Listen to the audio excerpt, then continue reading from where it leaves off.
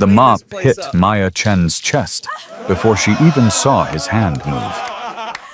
Sergeant Derek "Bull" Mason stood over her 230 pounds of muscle and unearned authority pointing at muddy boot prints near the entrance. "Clean this place up," he barked at the young Asian woman in plain clothes. "What are you deaf?" I said. "M.O.P." The entire Camp Pendleton administrative building went silent. 40 Marines watched. Some laughed. None of them could see the small anchor tattoo hidden behind her left ear. None of them knew that 6 weeks ago she'd completed a classified mission that saved 300 American lives. And Mason definitely couldn't imagine that this 20-year-old cleaning girl held a rank higher than anyone in this building, including the colonel watching from upstairs.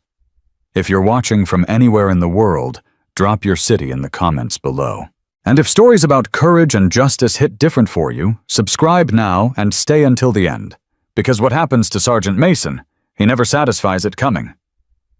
Maya Chen picked up the mop. She didn't say a word, didn't flinch, didn't give Mason the satisfaction of seeing anything cross her face.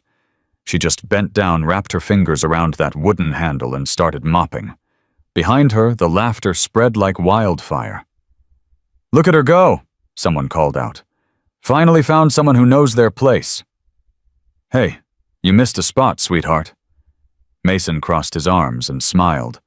That was the thing about men like him. They didn't just want obedience. They wanted humiliation. They wanted to see you break. Maya pushed the mop across the floor in slow, deliberate strokes. She'd been at Camp Pendleton for exactly 4 hours. She'd arrived in civilian clothes, faded jeans, a gray hoodie, sneakers that had seen better days. No uniform, no insignia, no indication that she was anything other than what she appeared to be, a small Asian woman who looked young enough to still be in college. The assumption was instant. The treatment was predictable. And Maya had let it happen. Corporal Torres watched from across the room. She was the only woman in Mason's squad, and she hadn't laughed. But she hadn't said anything either. She just stood there, coffee cup frozen halfway to her lips, watching this stranger mop floors while grown men jeered. Something didn't sit right. The girl's hands were wrong. Torres had cleaned enough floors in her life to know what those hands should look like, soft, unremarkable, maybe some calluses from ordinary work. But this girl's hands had scars. Small ones, precise ones, the kind you got from handling equipment that most people never touched. And her eyes. The girl kept her head down, but every few seconds her gaze would flick up doorways, windows, the position of every person in the room. Torres had seen that look before. On operators. On people who'd been trained to always know their exits. "Torres." Mason's voice cut through her thoughts. "You gonna stand there all day, or you gonna get back to work?" Torres blinked. "Yes, Sergeant." She walked away, but she kept watching from the corner of her eye. Mason strutted over to where Maya was mopping. He stood close, too close, and looked down at her with that smile that made Torres's skin crawl. "You speak English, right?" he said slow and loud, like he was talking to a child. "Because I need this whole floor done before lunch. Whole floor. You understand?" Maya nodded. "Good." Mason leaned in closer. "And when you're done with that, the bathrooms need work. Toilets are backed up in the men's room. Think you can handle that, sweetheart?" More laughter from his squad. Maya's expression didn't change. "Yes, sir." "Sir." Mason grinned at his buddies. "She called me sir. At least someone around here knows respect." He walked away, and Maya went back to mopping. Upstairs, Colonel James Whitfield watched through his office window. He'd been watching since the moment Maya walked through the front door. He'd seen Mason intercept her, seen the mop thrown at her chest, seen every second of the humiliation that followed. His phone buzzed. He answered without looking away from the window. "She's here," he said quietly. "And it's worse than we thought." The voice on the other end was calm. "How bad?" "Mason's already made her his personal target. Physical intimidation, racial comments, the works. All within the first hour." "Did she break cover?" Whitfield almost smiled. "No, she's mopping the floor right now." A pause. "That's Lieutenant Commander Chen. She graduated top of her class at the academy, completed Shadowfall at 20 years old, and she's mopping a floor. That's why she's the best. She understands the mission. Keep me updated. And James, yeah, don't let it go too far." Whitfield hung up. He looked down at Maya, still pushing that mop across the linoleum. Too far, he thought. That's exactly where it needs to go. Maya finished the main floor in 45 minutes. Then she started on the hallway, then the break room, then the bathrooms. The toilets weren't actually backed up, Mason had lied, just to make her job worse. But she cleaned them anyway. Scrubbed every surface until it gleamed. It wasn't about the cleaning, it was about watching. In 3 hours, Maya had learned more about this base's command climate than any official inspection could uncover in a month. She'd seen how Mason treated people he considered beneath him. She'd seen who laughed at his jokes and who looked away uncomfortably. She'd seen the fear in the eyes of the younger Marines, the resignation in the older ones. She'd documented everything in her head. Names, faces, specific incidents, word-for-word quotes. All of it would go in her report. Private James Wheeler approached her around 1400 hours. He was young, 19, maybe 20, with the kind of nervous energy that said he hadn't been in long enough to grow a thick skin. "Hey," he said quietly, checking over his shoulder. "Hey, I just wanted to say, I'm sorry about earlier. Sergeant Mason, he's just like that, with everyone. It's not personal." Maya kept scrubbing. "It's fine." "It's not, though." Wheeler glanced around again. "Look, I know it's none of my business, but maybe you should report it to someone what he did, the way he talked to you. That's not right." Maya looked up at him for the first time. Really looked. He was scared. She could see it in the tension around his mouth, the way his hands kept moving. He knew speaking to her was a risk. He knew Mason would make his life hell if anyone reported back. But he'd done it anyway. "What's your name?" she asked. "Wheeler, James Wheeler, Private First Class." Maya nodded slowly. "Thank you, Private Wheeler. I appreciate you saying something. I just wish I could do more. But Mason, you don't understand. He runs this building. Everyone's scared of him, even the officers." "The officers?" Wheeler's voice dropped to barely a whisper. "Captain Rodriguez tried to write him up 6 months ago. Next thing you know, she's transferred to Alaska. Everyone knows Mason has connections somewhere up the chain. Nobody wants to be next." Maya filed that away. Connections up the chain. That explained a lot. "Thank you," she said again. "You should go before someone sees you talking to me." Wheeler hesitated. "Will you be okay?" Such a simple question. Such genuine concern. Maya almost smiled. "I'll be fine, Private. I promise." Wheeler nodded and walked away quickly, just as Mason came around the corner. "Wheeler," Mason's voice boomed. "What are you doing over here?" "Nothing, Sergeant. Just needed to use the bathroom." Mason looked at Maya, then back at Wheeler. His eyes narrowed. "The bathroom's the other direction." I got turned around." "Got turned around?" Mason stepped closer to the young private. "In a building you've worked in for 8 months. You got turned around." Wheeler's face went pale. Were you talking to her?" "No, Sergeant." Don't lie to me, Wheeler. Maya watched the interaction, still holding her cleaning supplies. She watched Mason invade Wheeler's personal space. Watched the younger man shrink back. Watched the power dynamic play out exactly as she'd expected. I asked if she knew where the bathroom was. Wheeler said, his voice barely steady. That's all. She didn't answer. Mason stared at him for a long moment. Then he laughed, sudden and sharp. You asked the cleaning lady for directions. That's pathetic, Wheeler. Even for you. He turned to Maya. Hey, sweetheart. Next time one of my men talks to you, you don't answer.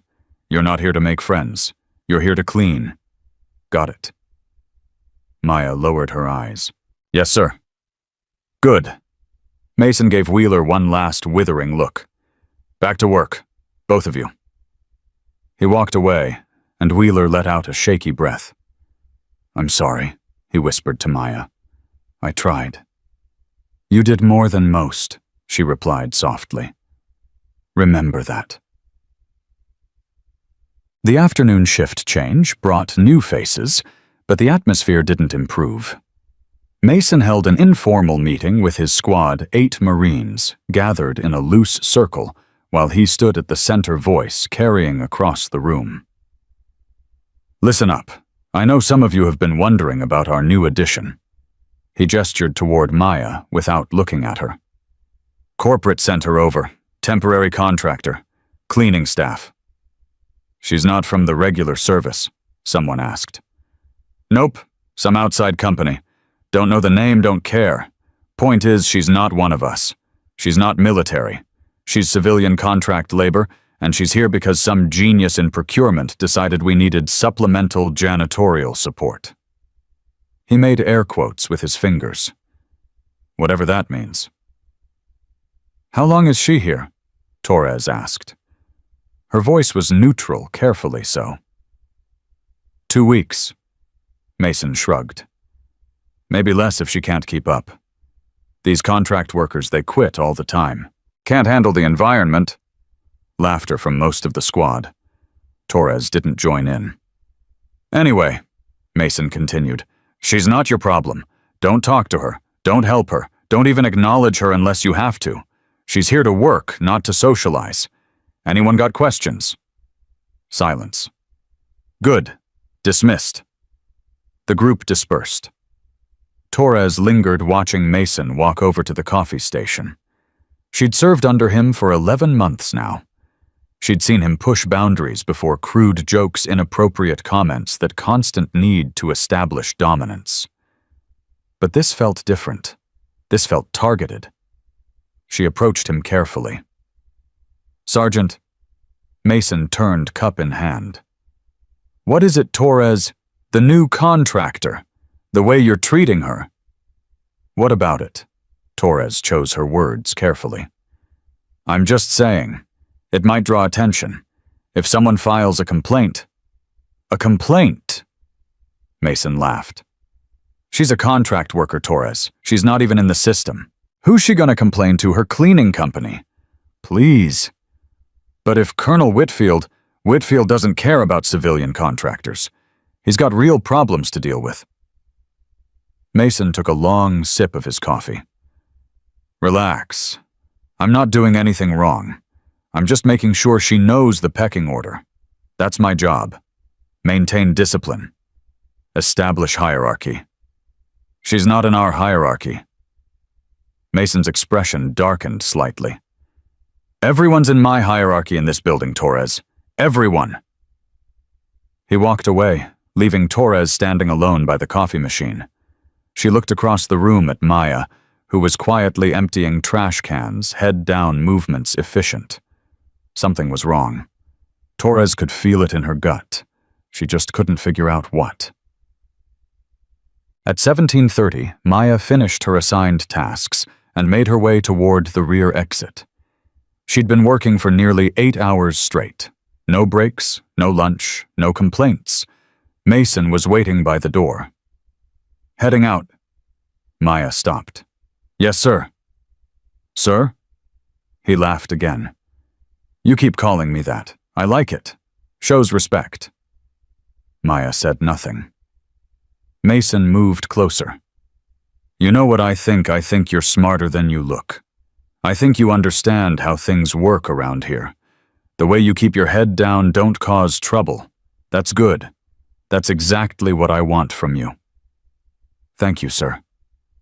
But here's the thing. His voice dropped, losing its mocking edge. I don't like surprises. I don't like people who show up out of nowhere without explanation. And I really don't like the way you look at things. Maya's expression remained blank. I don't understand. I think you do? Mason leaned in. I've been watching you all day. The way your eyes move, the way you're always aware of who's where. That's not how cleaning ladies act. That's how operators act. For the first time, something flickered in Maya's eyes. Something cold. I'm just a contractor, she said quietly. Like you said. Maybe. Mason pulled back slightly. Or maybe you're something else. Something I haven't figured out yet. He smiled. But I will. I always do. He stepped aside, clearing the path to the door. See you tomorrow, sweetheart. Bright and early. We've got a lot of floors that need cleaning. Maya walked past him without another word. But as she stepped outside into the California evening, her mind was already working. He's suspicious. That changes things. She'd planned to maintain cover for at least another week, build a comprehensive case, document everything through official channels. But Mason was smarter than she'd expected, more observant. If he started digging, started asking questions about her placement. Her phone buzzed. Encrypted message. Whitfield. Did he make you? Maya typed back. Not yet, but he's asking questions. Whitfield. How long do you need? Maya looked back at the building. Through the glass doors, she could see Mason watching her. Even from this distance, she could feel his suspicion. She typed, 3 more days. Then we move. Whitfield understood. Be careful. Maya put her phone away and started walking toward the temporary housing she'd been assigned. 3 more days. 3 more days of mops and toilets and, yes sir, 3 more days of being invisible. 3 more days of watching Derek Mason think he had power over her. And then he would learn exactly who he'd been dealing with. That night in her small quarters, Maya pulled out a secure laptop and began her preliminary report. She wrote in precise, clinical language, Day 1 Assessment Command, Climate Administrative Building, 7, Camp Pendleton, Subject Sergeant Derek Mason, E5. Initial observations indicate significant pattern of workplace harassment, intimidation, and abuse of authority. Specific incidents documented. She typed for 2 hours, recording every detail, every word Mason had said, every Marine who had laughed, every person who had looked away. But she also wrote about Private Wheeler, about the risk he took, about the decency that still existed even in environments poisoned by people like Mason. There was always light, she'd learned. Even in the darkest places. You just had to know where to look. Her grandmother's voice echoed in her memory. Let them underestimate you. Let them think they've won. And when they're not looking, that's when you strike. Maya saved the file and closed her laptop. Tomorrow, Mason would escalate. She was certain of it. His type always did when they felt their control slipping. He'd push harder, cross more lines, reveal more of who he truly was. And she would let him.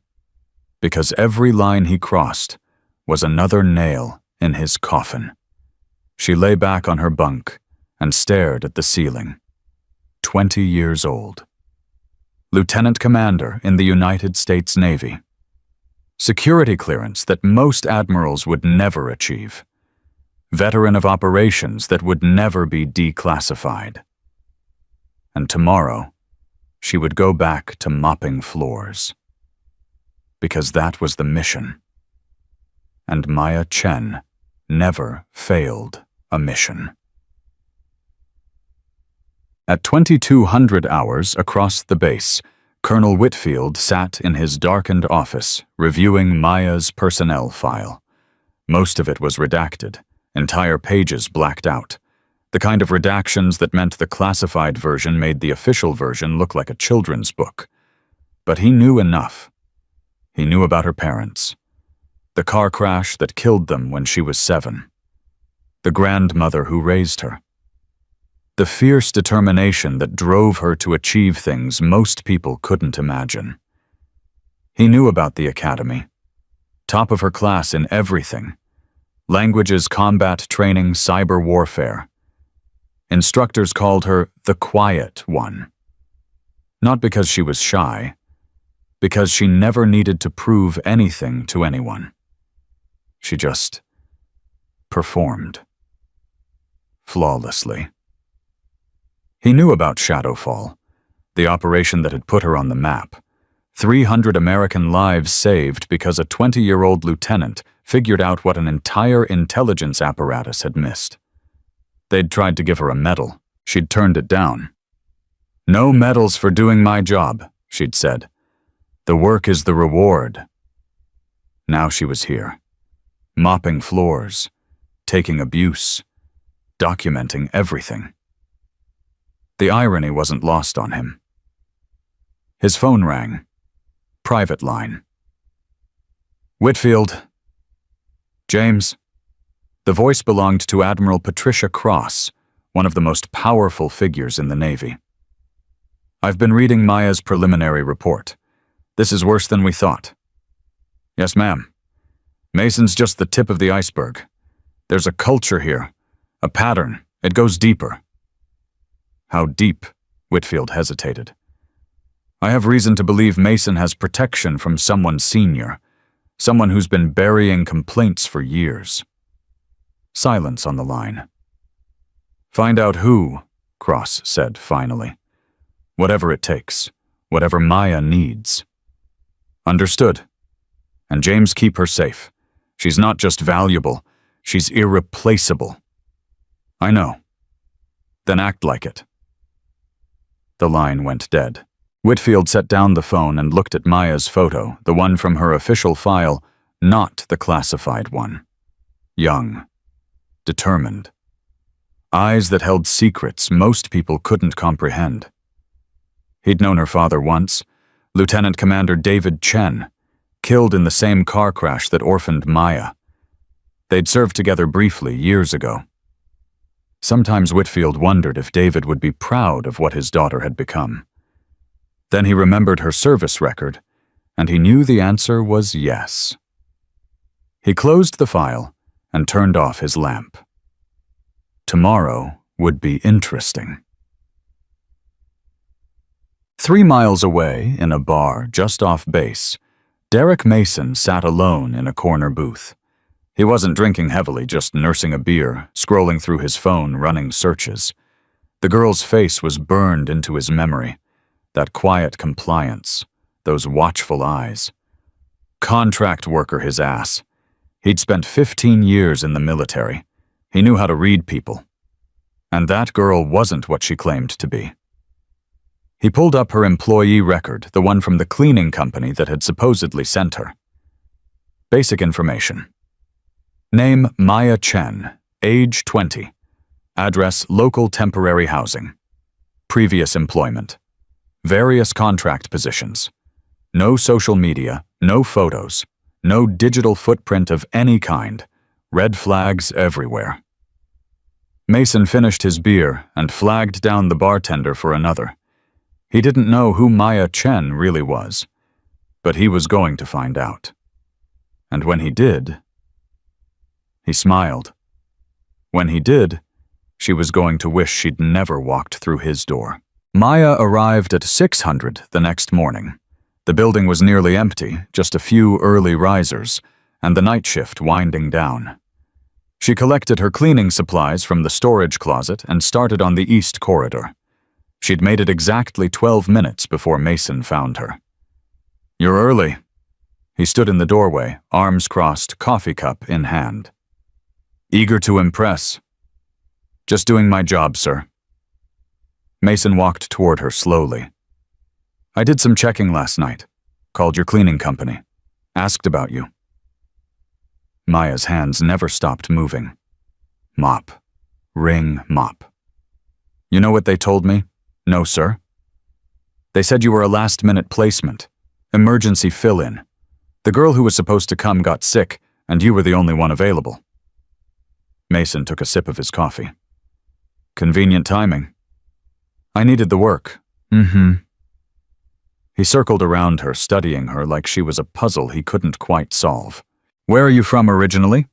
Your English is good, but there's something off about it." Maya kept mopping. "San Diego, sir. Born and raised." "San Diego," he laughed. "Right. And I'm from Mars." She didn't respond. Mason moved closer. "Here's what I think. I think you're not from any cleaning company. I think someone placed you here for a reason. And I think you're going to tell me who." Maya finally looked up.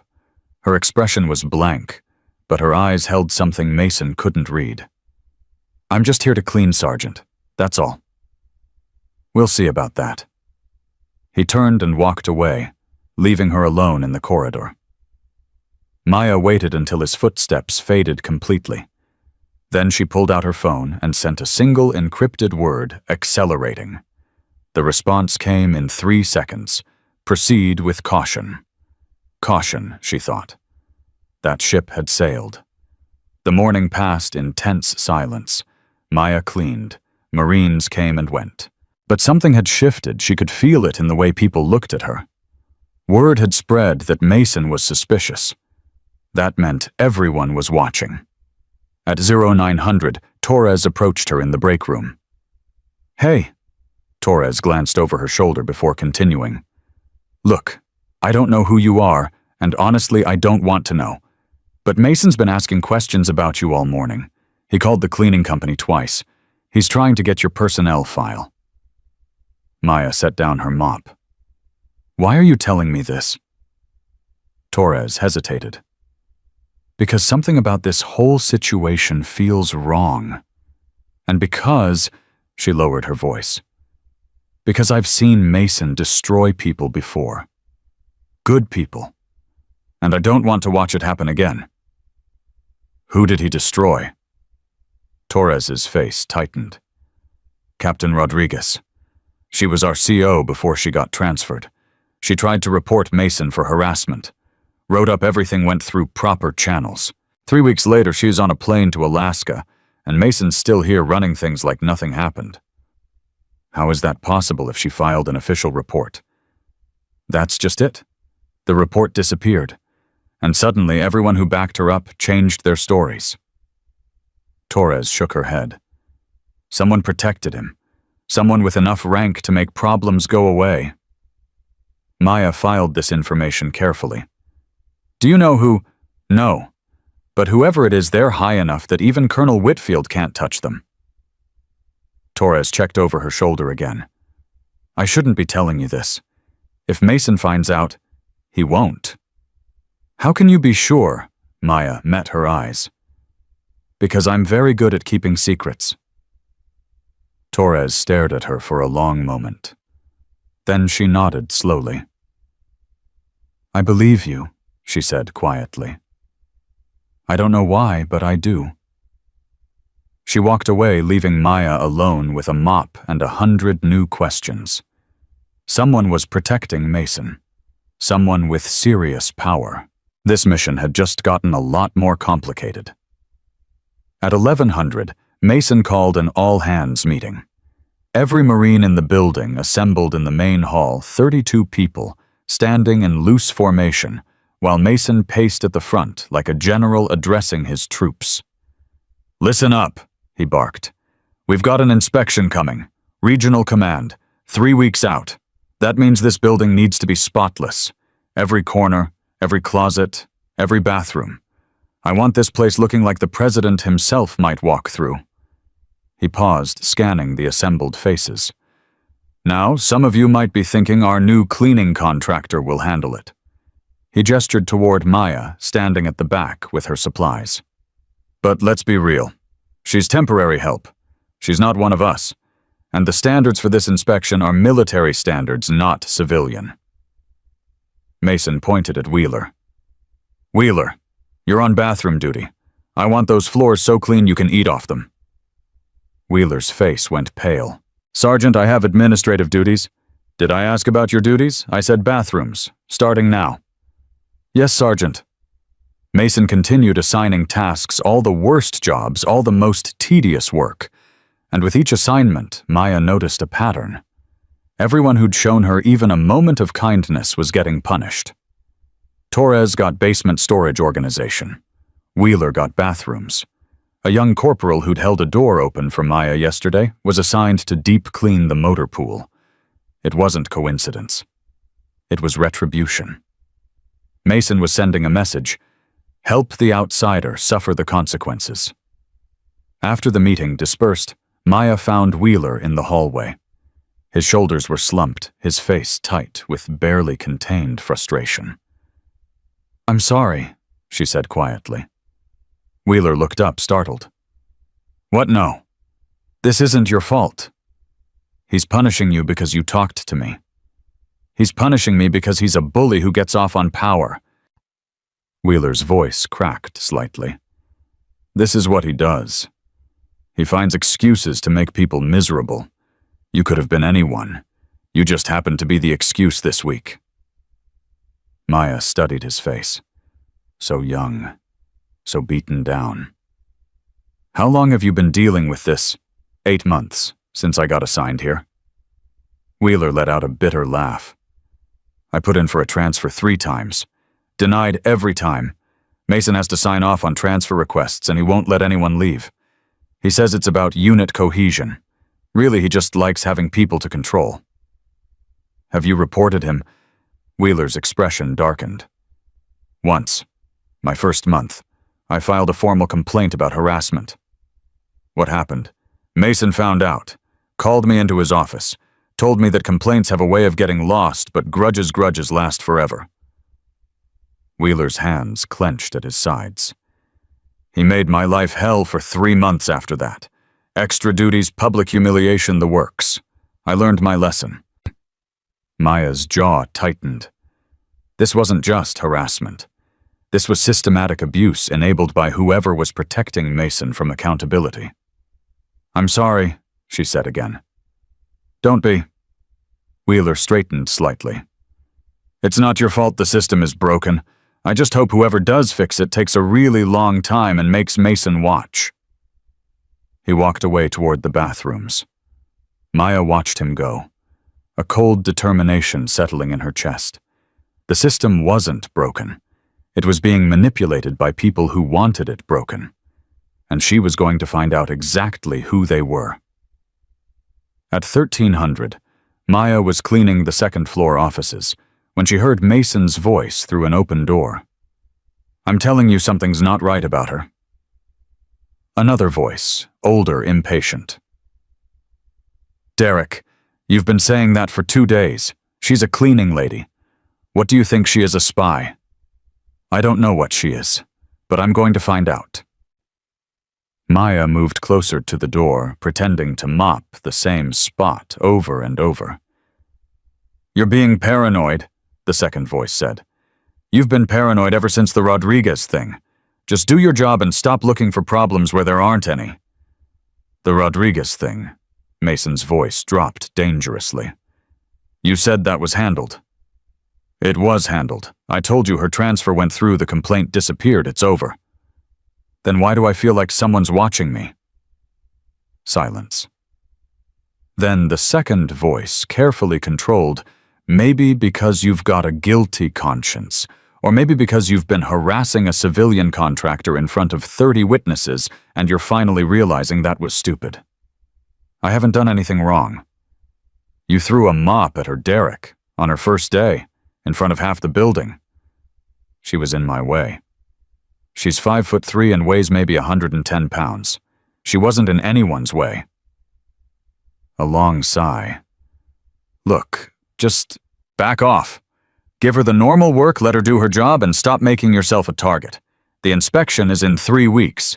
The last thing we need is some contractor filing a complaint right before regional command shows up.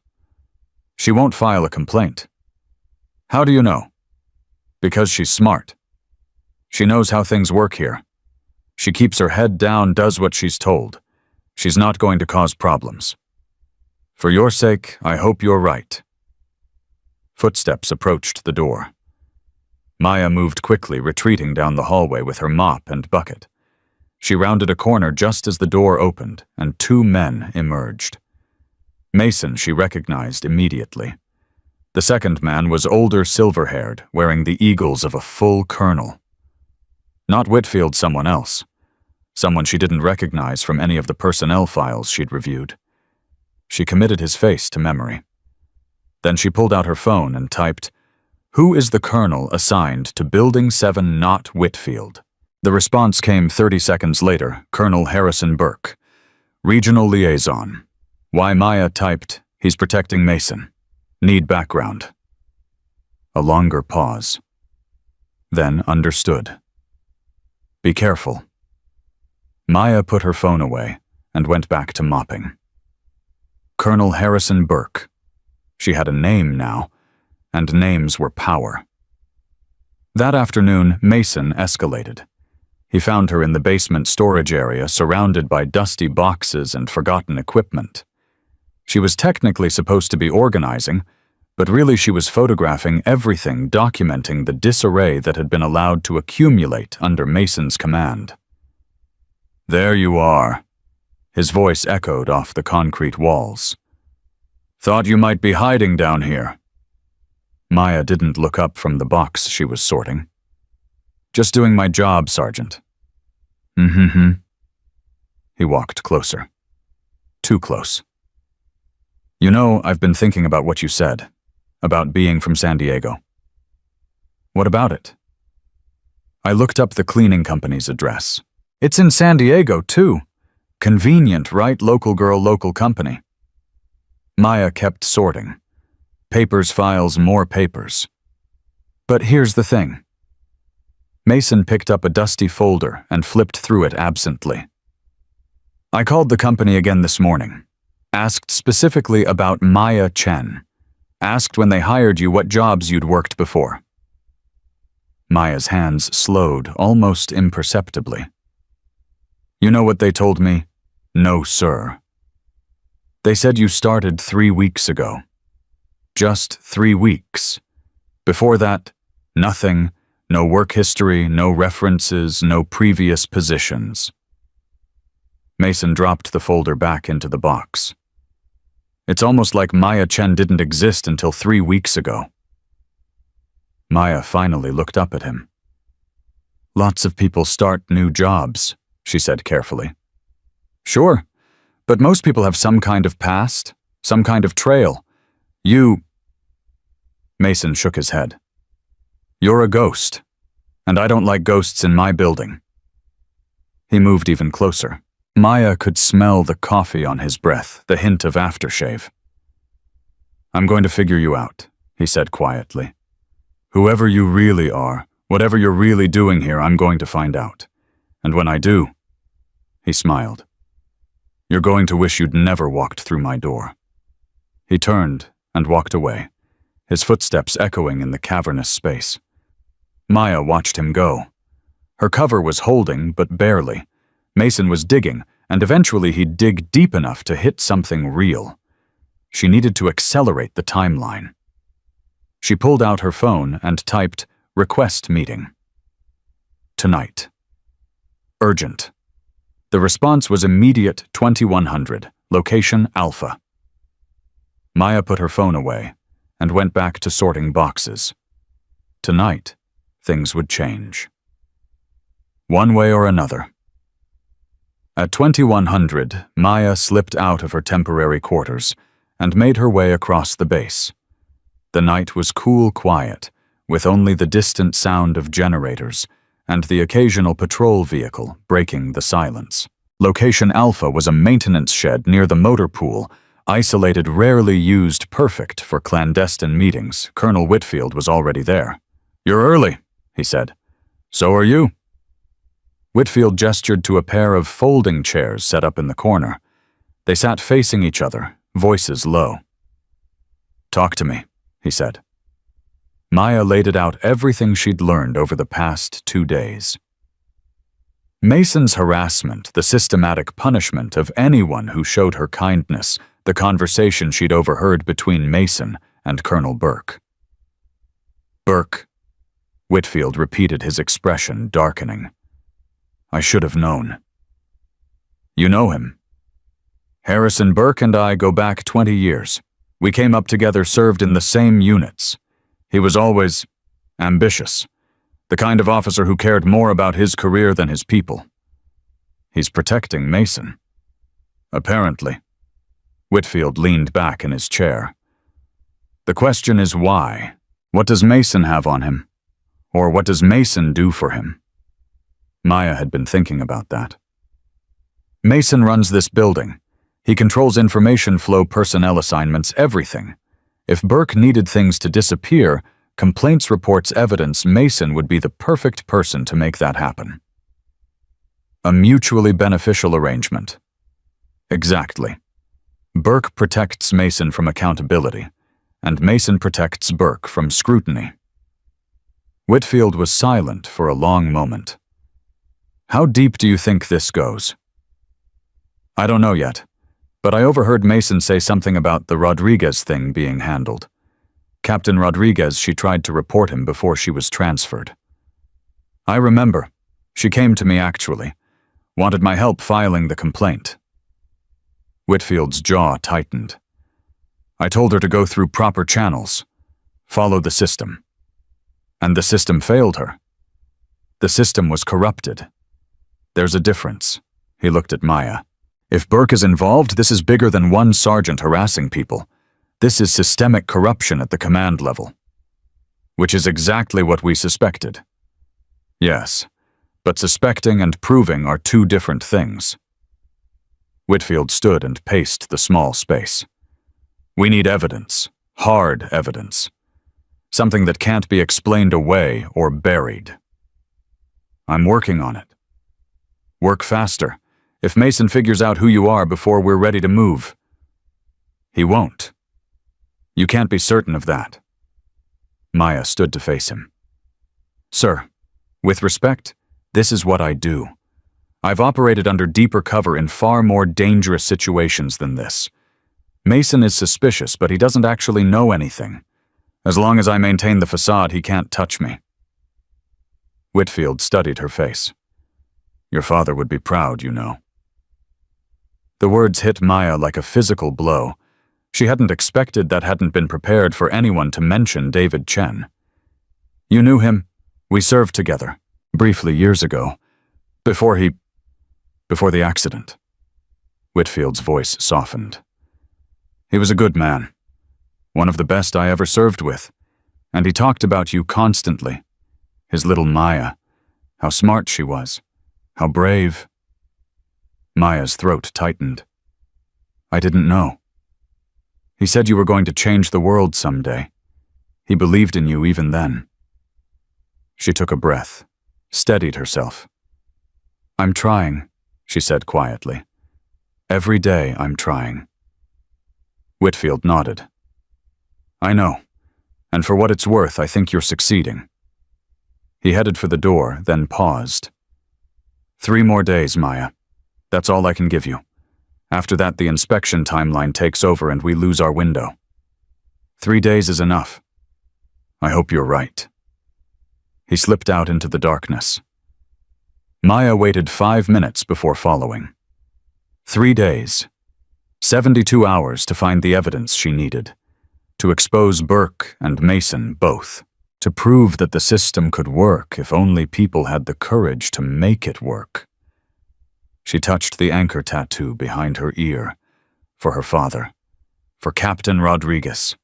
For Private Wheeler and Torres and everyone else who'd suffered under men who thought power was the same as worth. 3 days. She was going to make them count. When she got back to her quarters, there was a note under her door. Unsigned, handwritten on plain paper. It read, "I know who you are. Meet me tomorrow. 0800. Basement storage. Alone. A friend." Maya stared at the note for a long moment. Either someone in the building had figured out her identity and wanted to help, or Mason had set a trap and she was walking right into it. Either way, she'd be there at 0800, because that was what the mission required. And Maya Chen never failed a mission. Maya stood outside the basement storage door at 0755, listening. Nothing.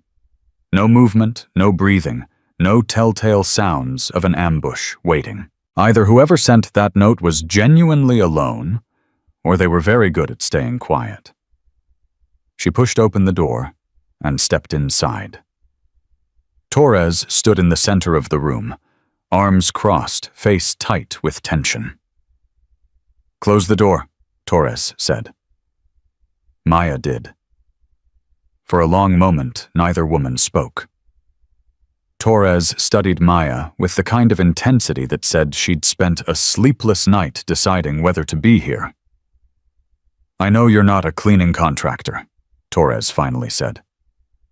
Maya kept her expression neutral. "What makes you say that?" "Because I spent 6 years in military intelligence before I transferred to this unit. I know what surveillance looks like. I know what information gathering looks like." Torres took a step closer. "And I know what an undercover operative looks like." Maya said nothing. "The way you move, the way you watch everyone, the way you react to Mason's harassment, or don't react. Nobody's that calm unless they've been trained to be." Torres's voice dropped. "So who are you really, CIA NCIS? Some kind of Inspector General plant?" Maya considered her options. Torres had clearly figured out enough to be dangerous.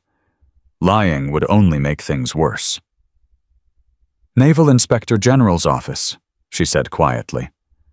"Lieutenant Commander Maya Chen. I'm here to assess command climate and document systemic issues." Torres let out a long breath. "I knew it. I knew something was off." "How long have you suspected?" "Since day one. When Mason threw that mop at you and you just took it. No anger, no fear, nothing. That's not how normal people respond to humiliation." Torres shook her head. "Normal people would have cried, or quit, or at least looked upset. I've had practice." "Clearly." Torres uncrossed her arms. "So what happens now? Are you going to arrest Mason, shut this whole thing down?" "It's not that simple. Why not? You've seen what he does. You've documented it right. That's what you've been doing with your phone, taking pictures, recording evidence. Mason is a symptom, not the disease." Maya moved closer, lowering her voice. "There's someone protecting him. Someone with enough power to make complaints disappear and transfer anyone who causes problems." Torres's face went pale. "Burke. You know, I suspected. Everyone suspects." Torres ran a hand through her hair. "But suspecting and proving are two different things." "I know." Maya pulled out her phone. "That's why I need your help." Torres stared at the phone, then at Maya. "My help? I'm nobody. I'm just a corporal trying to survive until my enlistment ends." "You're someone who's been inside this unit for 11 months. You've seen things, heard things. You know where the bodies are buried." Maya held her gaze. "I need a witness.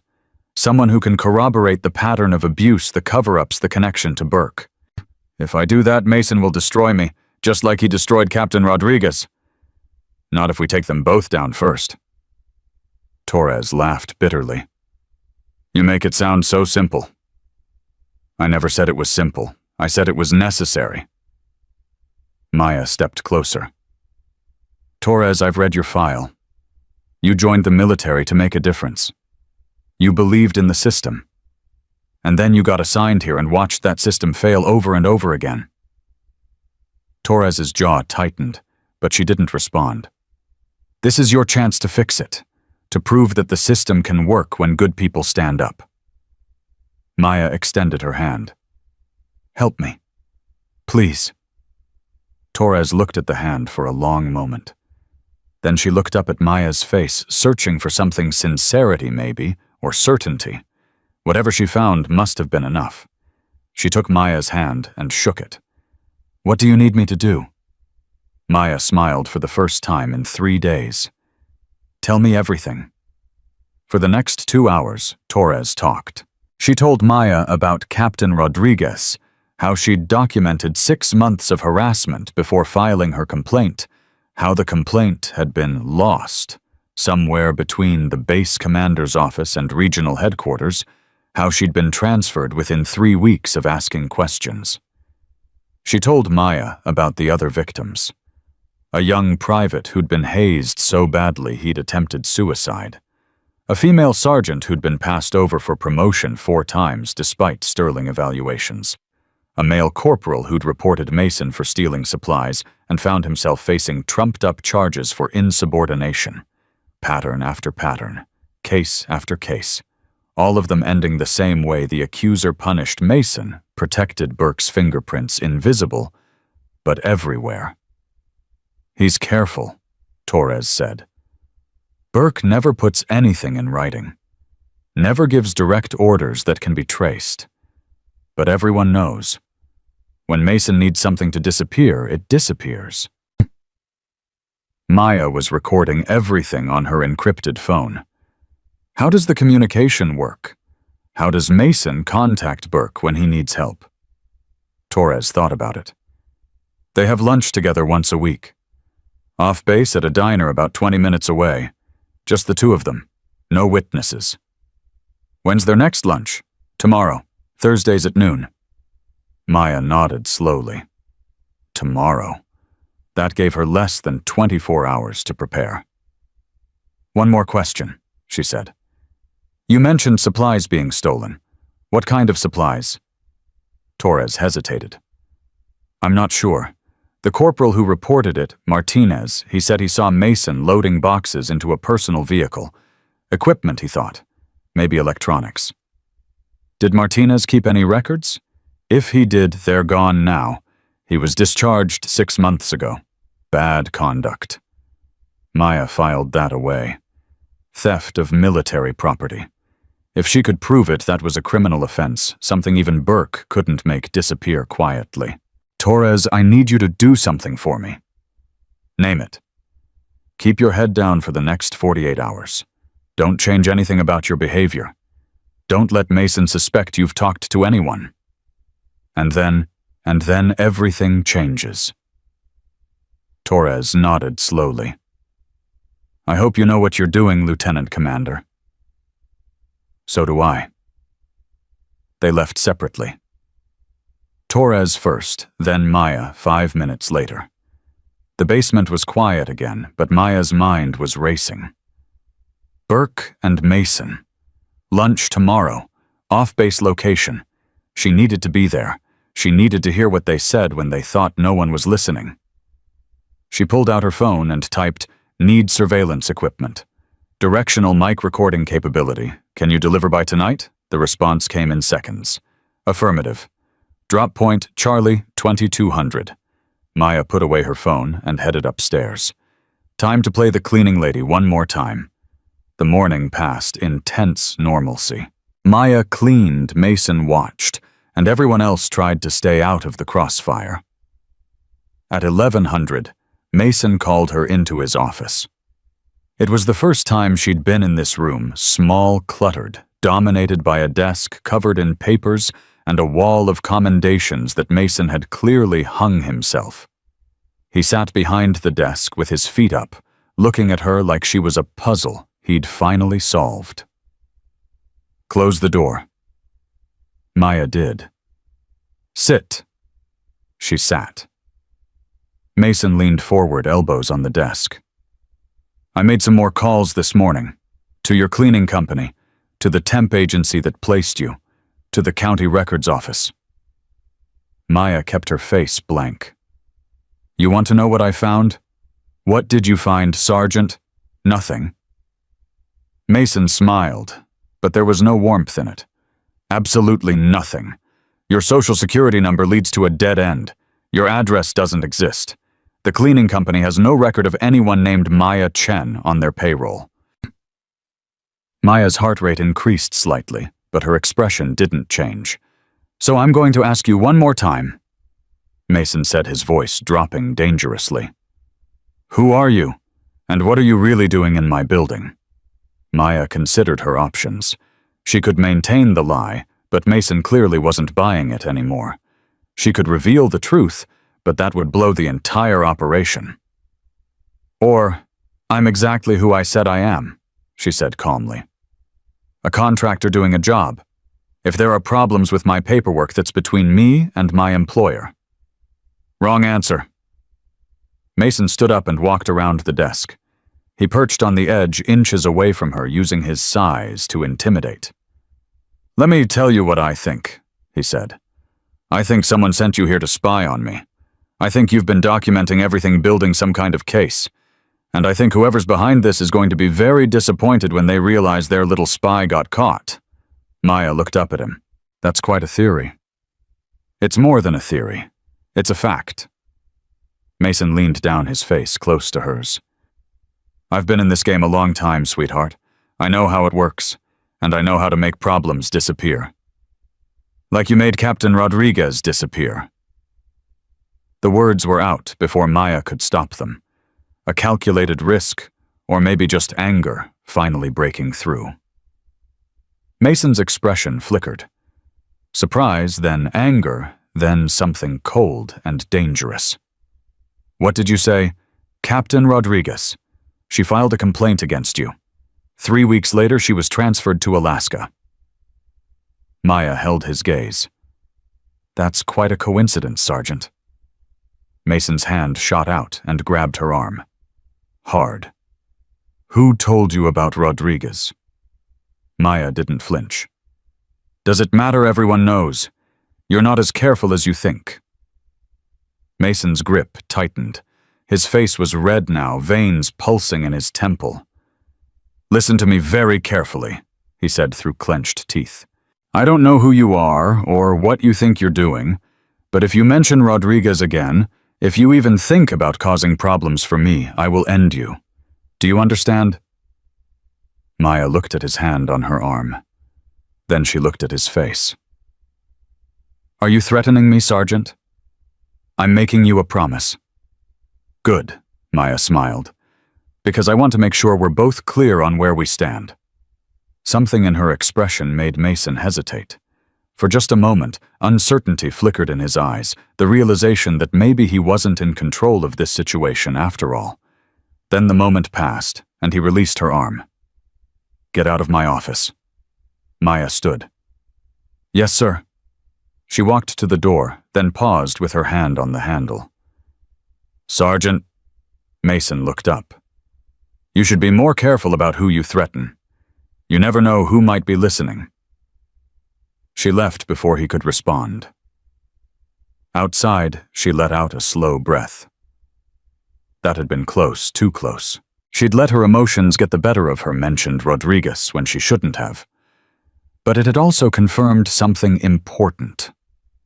Mason was scared. Beneath all that bluster and intimidation, he was terrified that his carefully constructed world was about to come crashing down. Good. He should be. At 2200, Maya collected the surveillance equipment from Drop Point Charlie, a concealed location behind the motor pool that Whitfield's team used for covert exchanges. The package contained a directional microphone capable of picking up conversations from 50 meters away, a digital recorder with 12 hours of storage, and a set of wireless earbuds for real-time monitoring. Military grade. Untraceable. Exactly what she needed. She spent the next 2 hours testing the equipment, running through scenarios, planning her approach. The diner where Burke and Mason met was a small place off Highway 76. Isolated quiet. the kind of spot where two people could talk without being overheard. Or so they thought. Maya would arrive early, position herself within range, and record everything. If Burke and Mason discussed anything incriminating, anything about Rodriguez, or the missing supplies, or their arrangement, she'd have proof. Real proof. The kind that couldn't be buried or explained away. At midnight, her phone buzzed. Encrypted message from Whitfield. Whitfield status report. Maya typed, equipment received. Surveillance operation tomorrow, 1200. Will report afterward. Whitfield, be careful. Burke is connected. If he catches you, Maya. He won't. Whitfield, Maya. I mean it. This isn't Afghanistan. There are rules here, procedures.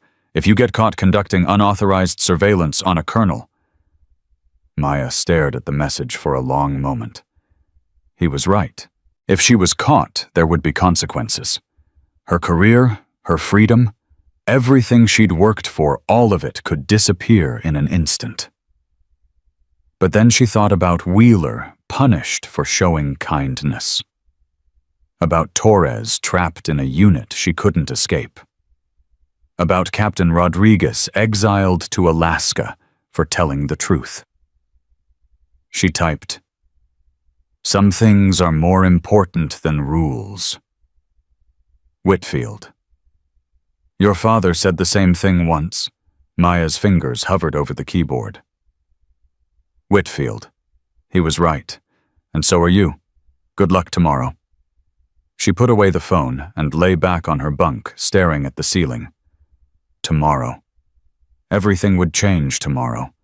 Either she'd get the evidence she needed to bring down Burke and Mason, or she'd be the next person to disappear. The diner was called Rosie's, a small place with faded paint and a parking lot that had seen better days.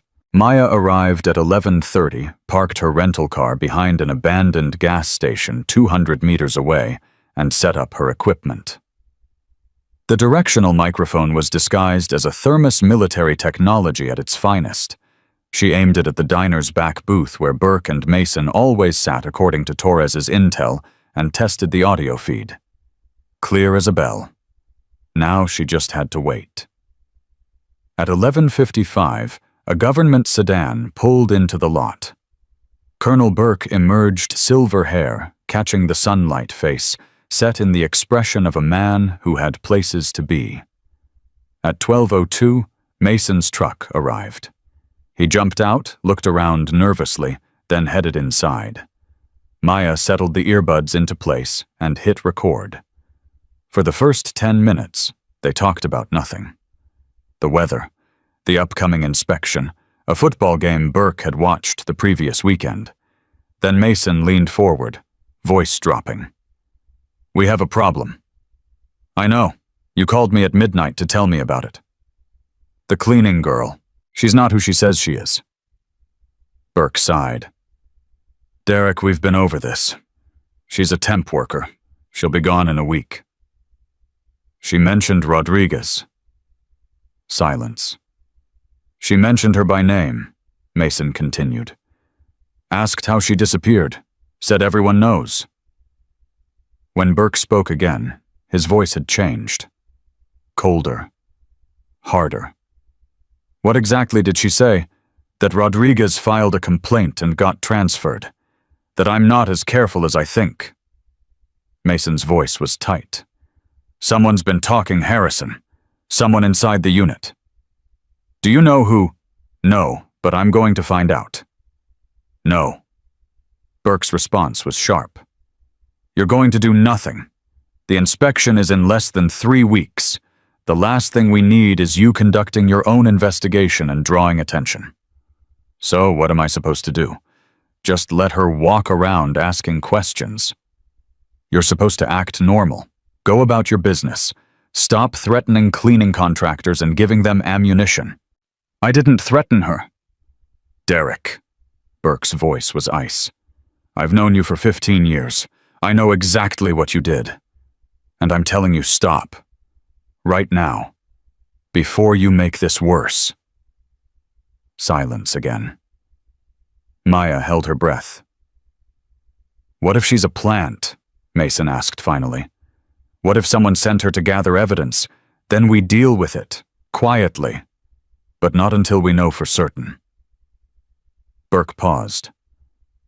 I have contacts at NCIS. I'll make some calls, see if anyone's running an operation on this base. And if they are, then we'll know, and we'll act accordingly. Maya's blood ran cold. Burke had contacts at NCIS.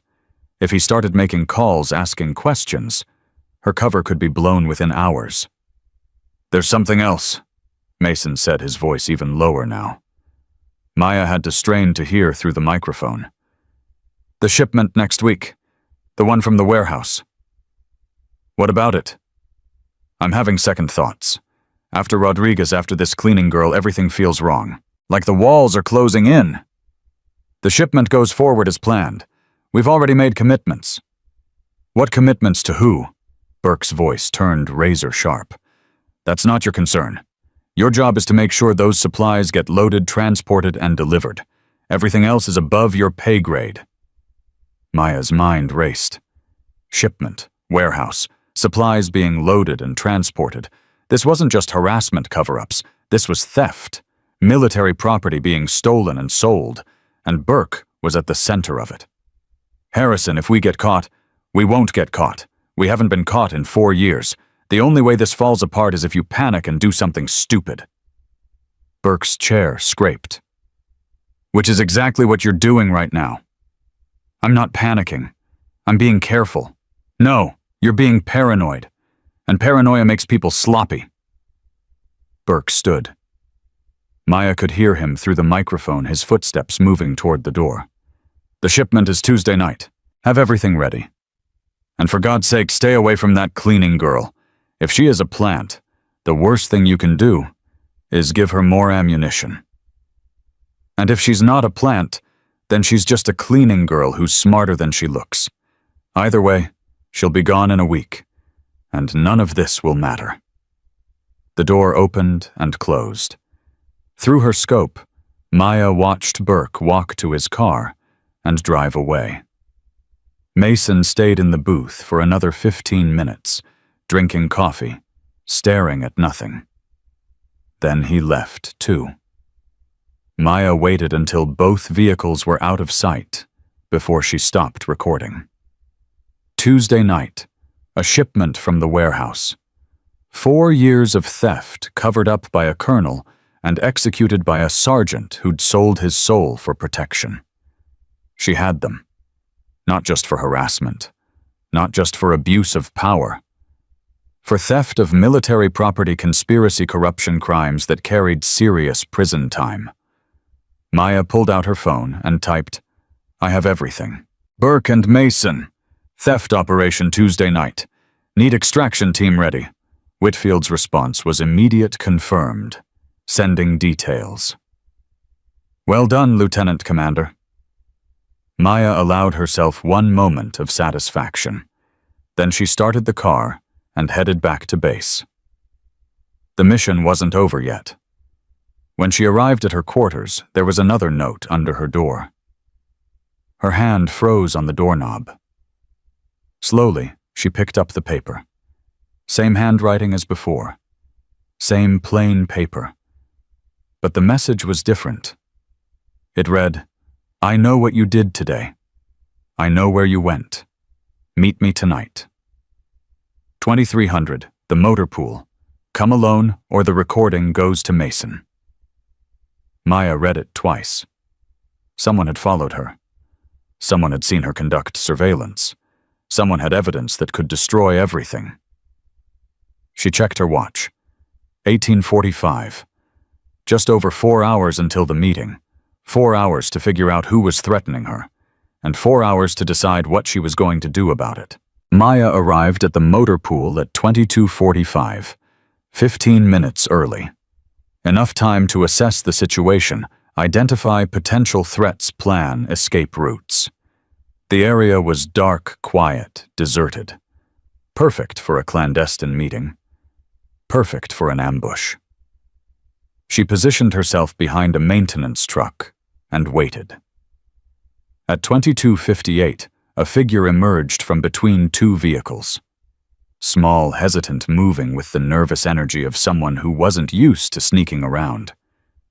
Wheeler. Maya stepped out of the shadows. "Private Wheeler." Wheeler spun around, hand flying to his chest. "Jesus, you scared me." "You sent the notes." Yeah, I did." He looked around nervously. "Can we talk somewhere less open? I feel like anyone could be watching." "They could be." Maya crossed her arms. "Start talking. You said you know what I did today. You said you have a recording." Wheeler's face flushed. "I lied about the recording. I don't have anything. I needed you to come. I needed to talk to you." Maya felt a wave of relief quickly suppressed. "That was a dangerous game, Private. I could have reported you. I could have assumed you were working with Mason." "I know, but I didn't know how else to get your attention." Wheeler stepped closer, his voice dropping. "I saw you leave the base today. I saw you drive toward Highway 76. And I know there's only one thing on Highway 76 that matters. Rosie's Diner, where Mason and Burke have their weekly meetings." Wheeler nodded. "I've known about those meetings for months. I've wanted to do something, say something, but I didn't know who to trust." Maya studied his face. He looked exhausted, dark circles under his eyes, shoulders slumped with the weight of too many secrets. "How did you know I wasn't just a cleaning contractor?" Wheeler laughed bitterly. "Because cleaning contractors don't have eyes like yours. They don't move like you move, and they definitely don't stand up to Mason the way you did yesterday." You heard about that? Everyone heard about it. You mentioned Rodriguez by name, in Mason's office. That took guts." Wheeler's expression hardened. "Or it took someone who knew they had backup." Maya said nothing. "I'm not stupid, ma'am. Whatever you're calling yourself, I know you're here for a reason.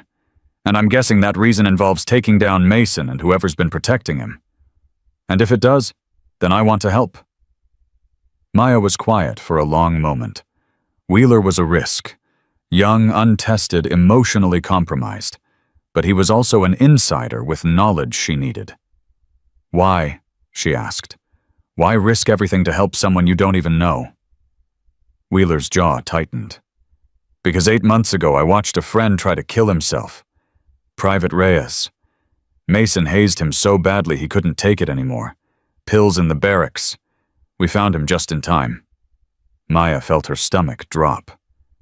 "I read about that incident. It was classified as accidental overdose. Because Mason made it classified that way. Threatened everyone who knew the truth. Said if we talked, we'd end up like Rodriguez." Wheeler's voice cracked. "Reyes is in a VA hospital now. Can't even remember his own name most days. And Mason walks around like nothing happened." Maya reached out and put a hand on Wheeler's shoulder. "I'm sorry." "Don't be sorry. Be effective." Wheeler looked up at her eyes bright with unshed tears. "Take him down. Take them both down. For Reyes. For Rodriguez. For everyone else they've hurt." Maya nodded slowly. "I'm working on it. But I need more than harassment allegations. I need proof of something bigger." "The shipments." Maya's attention sharpened. "What do you know about the shipments?" "I know they happen every few weeks, late at night when most of the base is asleep. Mason and a few guys he trusts load boxes from the warehouse into unmarked trucks." Wheeler swallowed. "I saw it once about 4 months ago. Walked by at the wrong time. Mason saw me see him." "What happened?" "He pulled me aside the next day. Said if I ever mentioned what I saw to anyone, he'd make sure I never made it home from my next deployment." Wheeler's hands were shaking. "I believed him." "Do you know what's in the boxes? Electronics mostly. Computers, communications equipment, maybe weapons parts. Stuff that's supposed to be inventoried and secured." Wheeler shook his head. "I don't know where it goes after it leaves the base, but I know it's not going anywhere legal." Maya's mind raced. This was exactly what she needed. A witness who could corroborate the theft operation. Someone who could testify about what Mason was doing. "Wheeler, I need you to do something for me. Anything. The next shipment is Tuesday night. I need you to be there. Watch from a distance. Document everything you can without getting caught."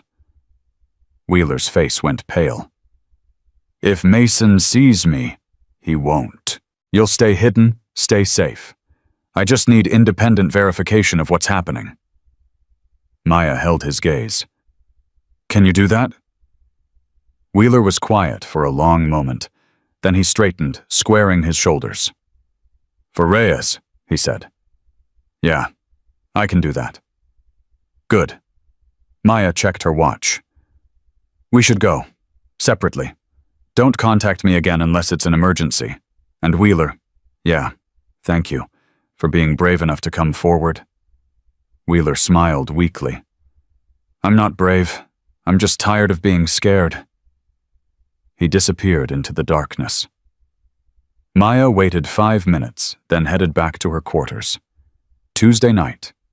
3 days away. Everything was falling into place. But she couldn't shake the feeling that something was about to go very wrong. The next morning, Maya arrived at the administrative building to find chaos. Marines were gathered in clusters speaking in hushed voices. Torres caught her eye from across the room and shook her head slightly, a warning. Mason stood at the center of the main hall, face red with fury. "I want everyone's attention. Now!" The room fell silent. Someone has been accessing classified personnel files. Someone has been asking questions they shouldn't be asking. Mason's eyes swept the assembled crowd. "And someone is going to tell me who." Maya kept her expression blank, but her mind was racing. Had someone discovered her investigation? Had Wheeler talked to someone he shouldn't have? "I'm going to make this very simple," Mason continued. "If anyone in this building knows anything about unauthorized access to personnel records, you have until noon to come forward. After that, I start conducting individual interrogations." He let the words hang in the air. "Dismissed." The crowd dispersed slowly. Maya moved toward her cleaning supplies, but Torres intercepted her. "Not you," Torres whispered. "He knows something." "Knows what?" "I don't know, but he pulled my file this morning, asked the admin clerk about anyone who'd been accessing records outside their clearance level." Maya's blood ran cold. "Did the clerk tell him anything?" "The clerk couldn't tell him anything because there's nothing to tell. You've been careful." Torres glanced over her shoulder. "But Mason's not stupid. He's narrowing down the list of suspects. And right now that list is very short." "How short?" "Me, you, and Wheeler." Torres met her eyes. "If he figures out it's one of us, we're all done." Maya took a breath. "We need to accelerate the timeline." "What do you mean?" "I mean we can't wait until Tuesday. If Mason's this close to figuring things out, we need to move now." Torres stared at her. "Move how you said you needed proof. Evidence of the shipments." "I have evidence. I recorded Burke and Mason at the diner yesterday." Maya lowered her voice to barely a whisper. "They talked about the shipments. They talked about 4 years of theft. I have enough to arrest them both." Torres's eyes went wide. "Then why are we still waiting?" "Because I wanted to catch them in the act. Get visual evidence to go with the audio. But if Mason's about to blow our cover..." Maya shook her head. "Sometimes you have to take what you can get." "What do you need from me?" "I need you to keep Mason distracted for the next few hours. Make him think you're the leak. Draw his attention away from me and Wheeler." "You want me to sacrifice myself?" "I want you to buy me time." Maya gripped her arm. "I'll have extraction teams on standby. The moment I submit my report, Burke and Mason will be arrested. You just have to hold on until then." Torres was quiet for a long moment. Fear warred with determination in her eyes. "How long?" she finally asked. 6 hours. Maybe less. Torres let out a shaky breath. Okay, I can do 6 hours. Torres, don't. Torres held up her hand. Don't thank me. Don't apologize. Just make it count. Make sure they pay for everything they've done. They will. I promise. Torres nodded once, then walked away. Maya watched her go, heart heavy with the weight of what she'd asked. Then she pulled out her phone and typed, "Emergency acceleration. Need extraction authorization within 6 hours. Confirm." The response came in seconds. Confirmed. Standing by. Maya put away her phone and headed for the storage closet. 6 hours. That was all the time she had. She was going to make it count. At 1,000, Torres made her move. She walked into Mason's office without knocking, closed the door behind her, and said the words that changed everything. "It was me. I've been asking questions about Rodriguez." Through the thin walls, Maya could hear Mason's response. Surprise, then anger, then a long silence that was somehow worse than both. "Why? Because she was my friend."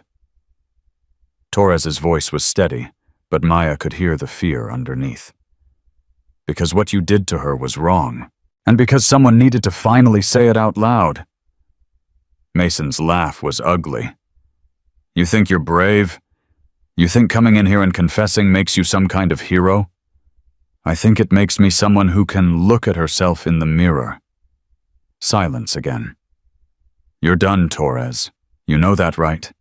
Your career, your future, everything gone." Mason's voice dropped dangerously. "I'm going to make sure you never work in the military again." "Maybe, but at least I'll know I tried." The door slammed open. Mason dragged Torres out by her arm, face twisted with rage. "Get Colonel Burke on the phone," he barked at the nearest Marine. "Now!" Maya watched from the corner, invisible, just another cleaning lady with a mop. But inside she was moving. Torres had bought her time. Now she had to use it. She slipped into the server room at 10:45. The door required a key card, but Maya had obtained a copy from Whitfield's team 3 days ago, just in case. The servers hummed quietly, row after row of metal boxes containing every digital record the building possessed. Personnel files, email archives, financial records, evidence. Maya plugged in her encrypted drive and started downloading. Everything related to Mason. Everything related to Burke. Supply manifests, transfer orders, complaint records that had somehow been marked as resolved without any resolution. 4 years of corruption flowing onto a single drive. At 11:12, her phone buzzed. Message from Whitfield Burke is making calls. NCIS contact confirmed. Cover may be blown within hours. Maya typed back. Almost done. 15 more minutes. Whitfield. You may not have 15 minutes. Maya looked at the progress bar on her screen. 63% complete. She wasn't leaving without that data.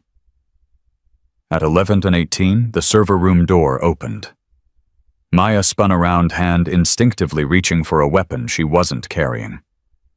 Colonel Burke stood in the doorway. "Lieutenant Commander Chen." His voice was ice. "I've been looking for you." Maya's mind raced. How did he know? How had he found her so fast? "Colonel Burke, I was just conducting unauthorized surveillance on military servers."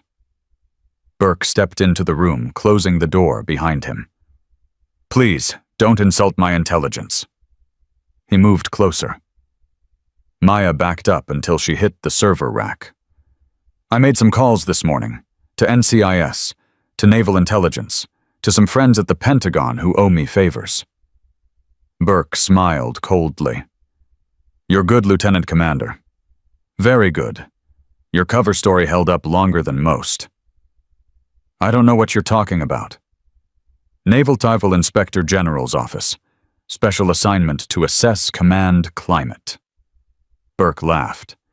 You're not even 30 years old, and they sent you to take me down. I'm almost insulted. Maya's jaw tightened. You should be, because I already have everything I need. The recording from Rosie's diner. Yes, I assumed as much. Burke pulled out his phone. Unfortunately for you, I have friends who are very good at making recordings disappear. Not this time. No. Burke raised an eyebrow. What makes you so certain? Because I already sent a copy to Admiral Cross, 20 minutes ago. Maya met his eyes. Whatever you do to me, whatever you try to cover up, it's already too late. They know everything. For the first time, something flickered in Burke's expression. Uncertainty. Fear. Then it was gone, replaced by cold calculation. If that's true, he said slowly, then there's no reason not to tie up loose ends. He reached for the phone on his belt. Maya moved. Her hand shot out, striking his wrist before he could complete the motion. Burke grunted in pain, phone clattering to the floor. Maya kicked it away and put herself between Burke and the door. I wouldn't do that, sir. Burke stared at her, clutching his wrist. You just assaulted a superior officer. I just prevented you from calling Mason to have me disappeared. Maya's voice was steady. There's a difference. You think you've won? You think taking me down changes anything? Burke laughed, but there was desperation in it now. I'm not the only one. There are others, higher up, people who make me look like a choir boy. Then we'll take them down too, one at a time. Burke shook his head. You don't understand. The things I've done, the people I've protected, it's bigger than one base, bigger than one operation. You're talking about a network that spans the entire Pacific Fleet. Maya felt the weight of his words, but she didn't let it show. Then I guess we've got our work cut out for us. The door burst open. Whitfield stood there, flanked by 2 MPs in full tactical gear. Colonel Burke, you're under arrest for theft of military property, conspiracy, and obstruction of justice. Whitfield's voice was hard. Lieutenant Commander Chen, are you all right? Maya stepped back. I'm fine, sir. Good. Whitfield nodded to the MPs. Take him. Burke didn't resist as they cuffed him, but as they led him past Maya, he stopped. This isn't over, he said quietly. You've opened a door you can't close. And when you see what's on the other side, move. The MP pushed him forward. Maya watched them go, Burke's words echoing in her mind. A network spanning the entire Pacific Fleet, others higher up. She'd thought this was the end. It was just the beginning. Mason was arrested 2 hours later. MPs found him in his office, shredding documents in a desperate attempt to destroy evidence. They caught him with a shredder full of supply manifests in one hand and his service pistol in the other. For one terrible moment, Maya thought he was going to use it. On the MPs, on himself, on anyone who got in his way. But in the end, Derek "Bull" Mason wasn't brave enough for that. He dropped the weapon and let them take him. The news spread through the building like wildfire. Within an hour, everyone knew. The sergeant who'd terrorized them for years was in custody. The colonel who'd protected him was gone. And the quiet cleaning girl who'd mopped their floors, she was a decorated naval officer who'd brought them both down. Wheeler found Maya in the break room just before 1500. His face was pale, shell-shocked, but there was something else there too. Hope. Is it true? He asked. Is it really over? It's over, Maya confirmed. Mason and Burke are both in custody. They'll be charged formally by end of day. Wheeler let out a breath he seemed to have been holding for months. I can't believe it. I never thought... I hoped But I never really believed. Believe it. Maya put a hand on his shoulder. You helped make this happen, Wheeler. Your testimony about the shipments, your willingness to come forward that mattered. I didn't do anything.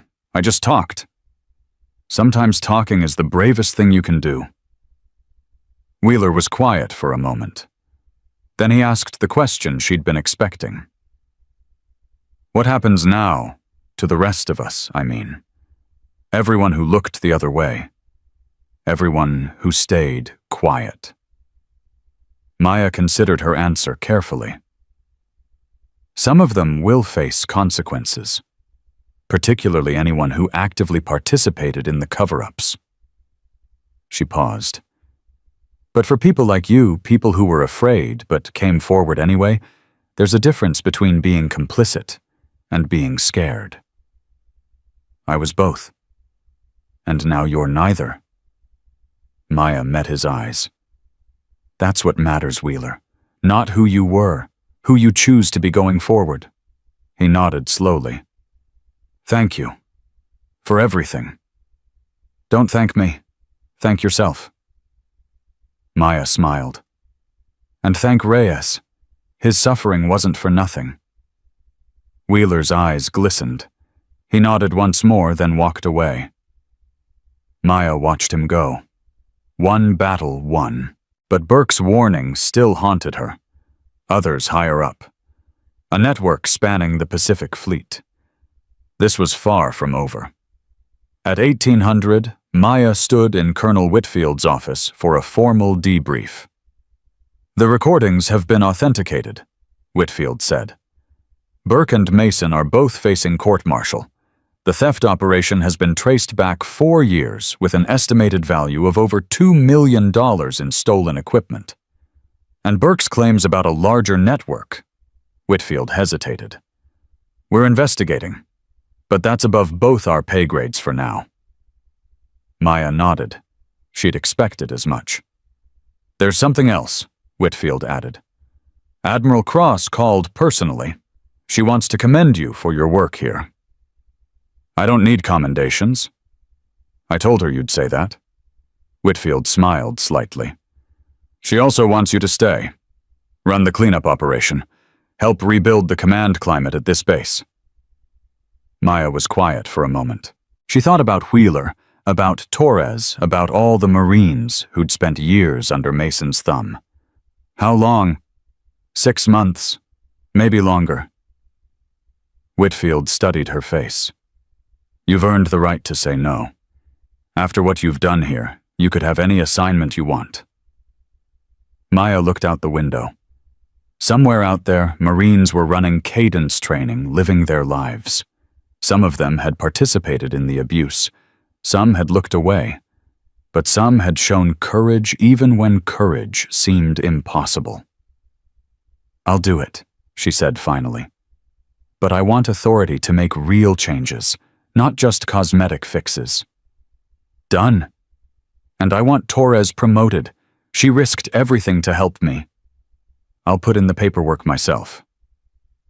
Maya turned back to face him. Then I'm in. Whitfield extended his hand. Welcome to Camp Pendleton, Lieutenant Commander Chen. Officially this time. Maya shook it. Thank you, sir. Don't thank me. Whitfield's eyes held something like pride. Thank your father. He raised a hell of a daughter. Maya touched the anchor behind her ear. For you, Dad, she thought. All of it for you. That evening, Maya walked through the administrative building one last time as a cleaning contractor. The mops and buckets were gone. The civilian clothes had been replaced by her Navy uniform eagles gleaming on her collar. Marines who'd laughed at her 3 days ago now snapped to attention as she passed. She stopped at Mason's old office. The door stood open, the room empty. Lieutenant Commander? Maya turned. Torres stood in the hallway, looking uncertain. I heard you're staying, Torres said. For a while. Someone needs to help clean up the mess. Torres smiled weakly. Ironic, considering how this all started. Isn't it? Maya gestured toward the office. I'm thinking of using this as my workspace. A little reminder of what we're fighting against. That's actually kind of perfect. Torres hesitated. I wanted to apologize for not speaking up sooner, for not being braver.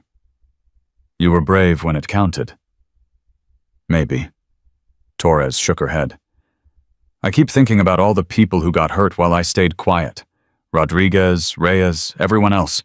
If I just don't, Maya cut her off. You can't change the past. All you can do is shape the future. Torres was quiet for a long moment. Is that something your father taught you? Maya smiled. Actually, it's something I learned from a very wise grandmother, but I like to think my father would have agreed. Torres nodded. For what it's worth, I'm glad you came here. Even if the way it happened was unconventional, I was going to say completely insane, but unconventional works too. They both laughed. It felt good, Maya realized. The tension of the past 4 days finally beginning to release. Go home, Torres. Get some sleep. Maya put a hand on her shoulder. Tomorrow we start rebuilding. I'm going to need people I can trust. Torres straightened. You've got them, ma'am. Whatever you need. She walked away, leaving Maya alone in the empty hallway. Maya pulled out her phone. One last message to send. She typed mission complete. Burke and Mason in custody. Beginning phase 2 tomorrow. The response came from Admiral Cross herself. Outstanding work, Lieutenant Commander. Your father would be proud. Maya smiled and put away the phone. Her father would be proud.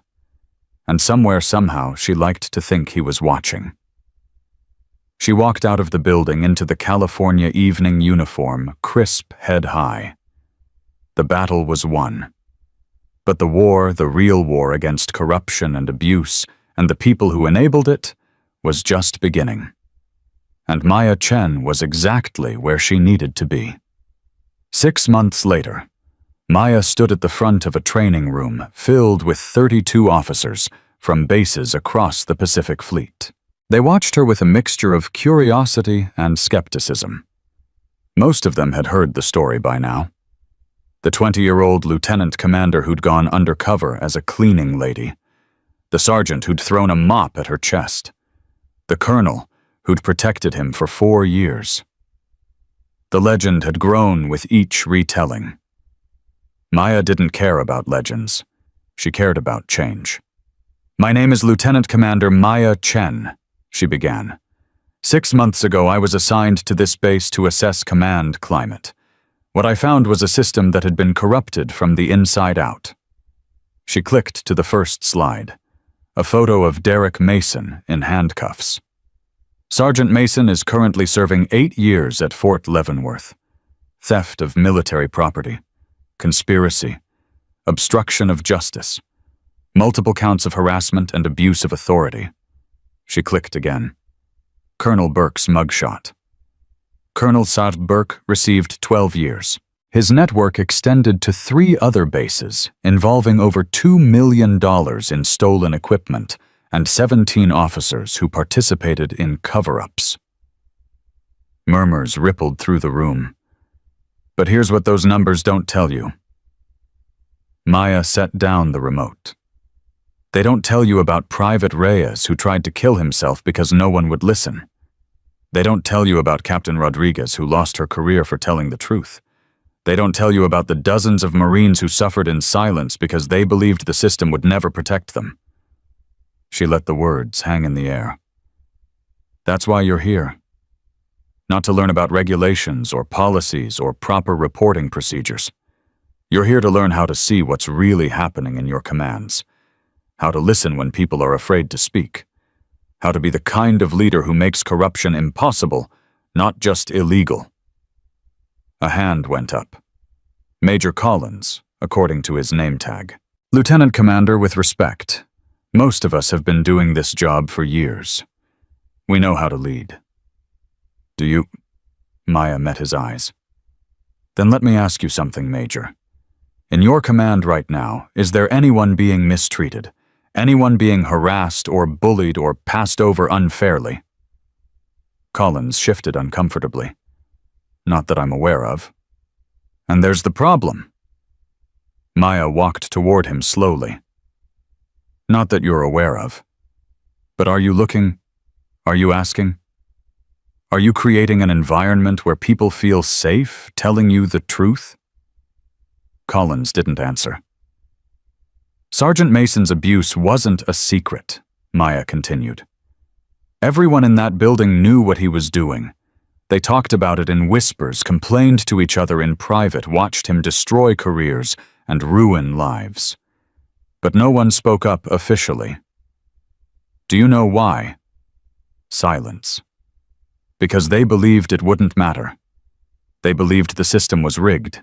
They believed that people like Colonel Burke would protect people like Sergeant Mason, and anyone who complained would just become the next victim. She turned to address the full room. Your job isn't just to follow regulations. It's to make your people believe that regulations matter, that complaints get heard, that courage gets rewarded instead of punished. Maya's voice hardened. Because when people stop believing in the system, that's when men like Mason thrive. The room was silent. 32 officers, some of them twice her age, hanging on her words.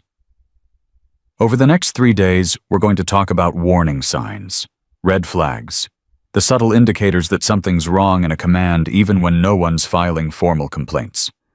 Maya picked up the remote again. But first I want to introduce you to someone. The door opened. Torres walked in, wearing the insignia of a newly promoted sergeant. This is Sergeant Elena Torres. 6 months ago, she risked her career to help expose the corruption in this building. She's going to tell you what it's like to be the person who wants to speak up but doesn't know if anyone will listen. Torres took her place beside Maya. Her hands were shaking slightly, but her voice was steady. I spent 11 months watching Sergeant Mason abuse his authority, she began. 11 months of knowing something was wrong and doing nothing about it, and I'm going to tell you exactly why. The officers leaned forward. Maya stepped back and let Torres take the floor. This was how change happened. Not through policies or directives, through stories, through people willing to share their failures so others could learn from them. One conversation at a time. One leader at a time. The training sessions ran for 3 days. Maya and Torres tag-teamed the presentations, sharing different perspectives on the same events. The officers asked questions, challenged assumptions, shared their own experiences. By the end, something had shifted.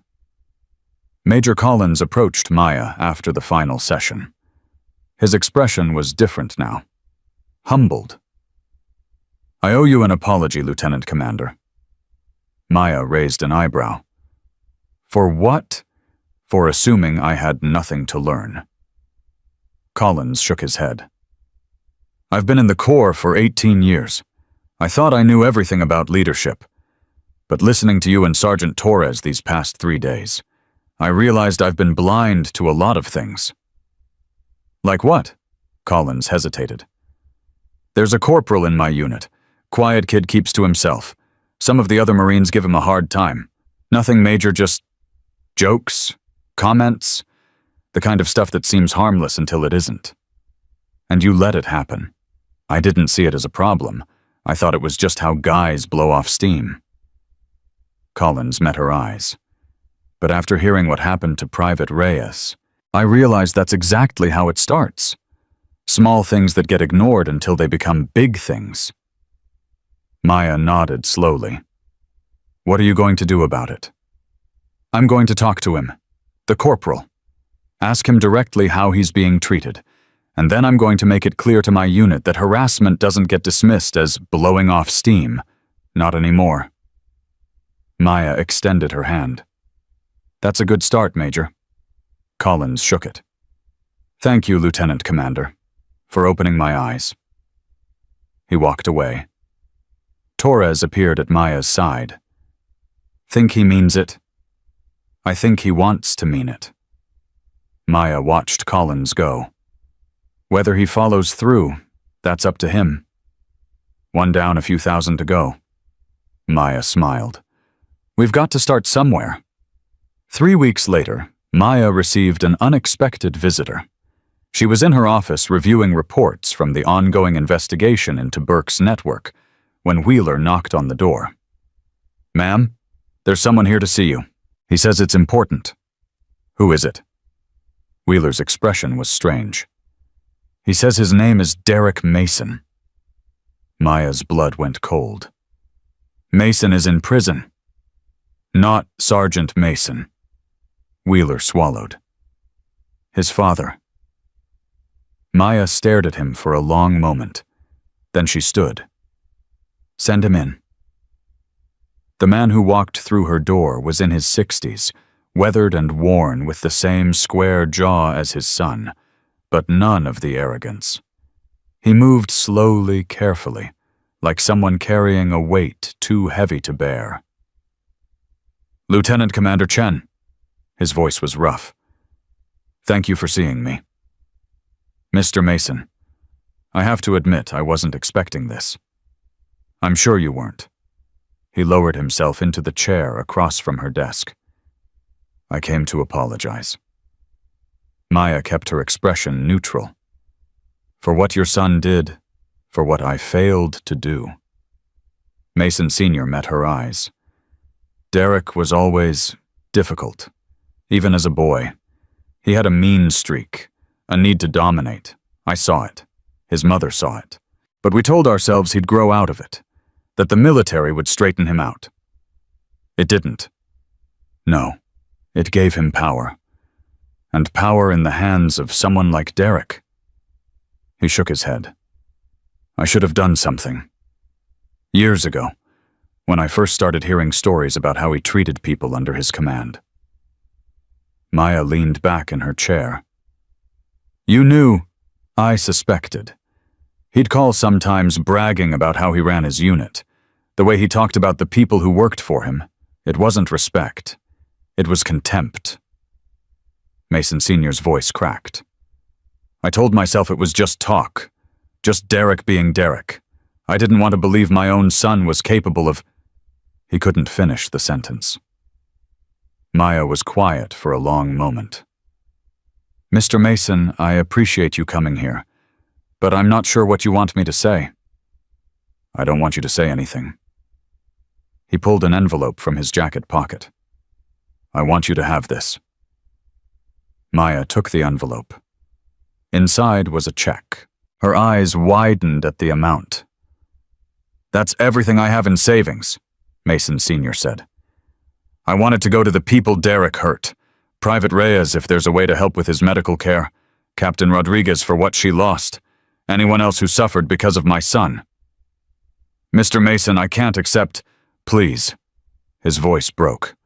I know it doesn't make up for anything.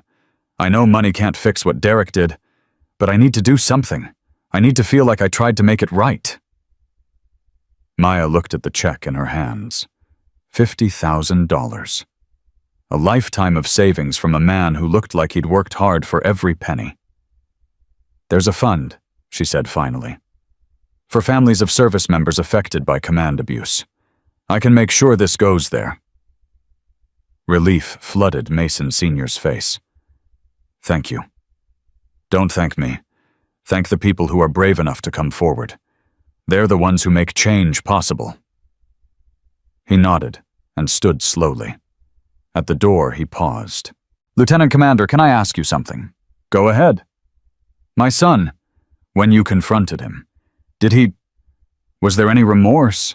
Any sign that he understood what he'd done? Maya thought about Mason in handcuffs, the defiance in his eyes, the complete absence of shame. She could lie. It would be kinder. But this man deserved the truth. No, she said quietly. I'm sorry. There wasn't. Mason Sr. closed his eyes. When he opened them again, they were wet. I was afraid of that. He straightened his shoulders. Thank you for your honesty, Lieutenant Commander. And thank you for stopping him. Someone should have done it a long time ago. He walked out. Maya sat alone in her office for a long time, staring at the check in her hands. Derek Mason had caused so much pain, so much damage. And in the end, the person who suffered most might be the father who'd loved him despite everything. She put the check in her drawer and went back to work. There was always more work to do. 8 months after the arrests, Admiral Patricia Cross made a personal visit to Camp Pendleton. The entire base turned out for her arrival. Marines in dress uniforms, officers standing at attention, the kind of ceremony usually reserved for visiting dignitaries. But Cross wasn't interested in ceremony. She walked straight to Maya's office and closed the door. Lieutenant Commander, I've been following your progress. Thank you, ma'am. Don't thank me yet. Cross sat down without being invited. I'm here because we have a problem. Maya's stomach tightened. What kind of problem? Burke wasn't lying. About the network. About it being bigger than one base. Cross leaned forward. We've been investigating for 8 months. What we've found goes deeper than anyone imagined. How deep? Deep enough that I can't discuss the details here. Deep enough that the people involved have resources and connections that make Burke look like an amateur. Cross paused. Deep enough that I need someone I can trust absolutely to help me bring them down. Maya understood immediately. You want me to go undercover again? I want you to lead a task force, hand-picked personnel, off-the-books funding, full authority to pursue this wherever it leads. Even if it leads to people above your rank, Cross smiled grimly, especially if it leads there. Maya was quiet for a long moment. She thought about everything she'd built here, the training programs, the relationships, the slow, steady work of changing a culture. She thought about Wheeler now, a corporal mentoring new arrivals the way someone should have mentored him. She thought about Torres running her own unit with the kind of integrity that made Maya proud. She thought about her father who'd spent his life serving a system he believed in, even when that system failed him. Ma'am, I'm honored by the offer, but I have responsibilities here. People counting on me. I know. That's why I'm giving you a choice. Cross stood. You can stay here, continue your work, make a difference one base at a time. Or you can come with me and potentially make a difference across the entire Pacific Fleet. Those are very different jobs. They are, but they both matter. Cross headed for the door. Take a week to decide. Whatever you choose, I'll support you. Admiral, Cross paused. Why me? There must be hundreds of officers more experienced, more senior. Why a 21-year-old lieutenant commander? Cross turned back. Because 8 months ago you walked into a building full of people who'd given up on the system. And instead of giving up too, you made them believe again. That's rarer than experience. That's rarer than rank. She smiled. That's leadership. She left. Maya sat alone with the weight of the decision. That evening she visited a place she'd been avoiding for 8 months. The base cemetery was quiet at dusk. Rows of white headstones stretching toward the horizon. Maya walked among them until she found what she was looking for. Not a grave. A memorial. A small stone bench dedicated to service members who'd taken their own lives. She sat down and pulled out her phone. Hey, Dad, she said quietly. I know you can't hear me, but I need to talk. Silence. Just the wind and the distant sound of evening retreat. Admiral Cross offered me a job, a big one, hunting down the people behind Burke, the whole network. It could take years. It could be dangerous, and it means leaving everything I've built here. She looked up at the darkening sky. I keep thinking about what you would do, what you would want me to do, and I honestly don't know. Her voice cracked slightly. You always said the mission comes first, but you also said the people come first. And right now, those two things feel like they're pulling me in different directions. A plane passed overhead navigation lights blinking against the purple sky. I miss you, Dad. I miss being able to ask you questions and actually get answers. Maya wiped her eyes. But I think I already know what you'd say. You'd say to trust my gut. To follow what feels right, not what feels safe. She stood up, brushing off her uniform. And I think following Admiral Cross is what feels right, even if it's scary, even if it means starting over somewhere new. She touched the memorial bench one last time. I'll make you proud, Dad. I promise. She walked away into the gathering darkness. The decision was Mortier.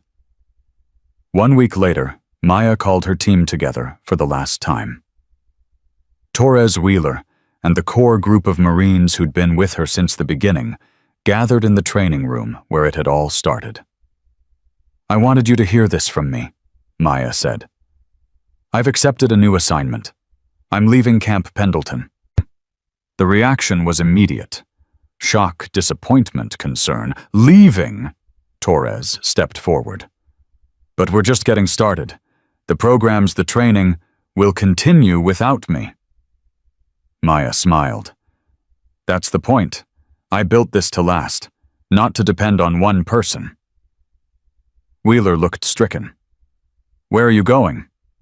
I can't discuss details, but it's important work. The kind of work that could prevent what happened here from happening at other bases. So you're going after the rest of them, Torres said quietly. Burke's network. Maya didn't confirm or deny. She didn't have to. I need you to promise me something, she said instead. All of you. Keep doing what we started here. Keep watching for the warning signs. Keep speaking up when something's wrong. Keep believing that the system can work even when it feels broken. She looked at each of them in turn. You taught me something these past 8 months. You taught me that courage isn't about not being afraid.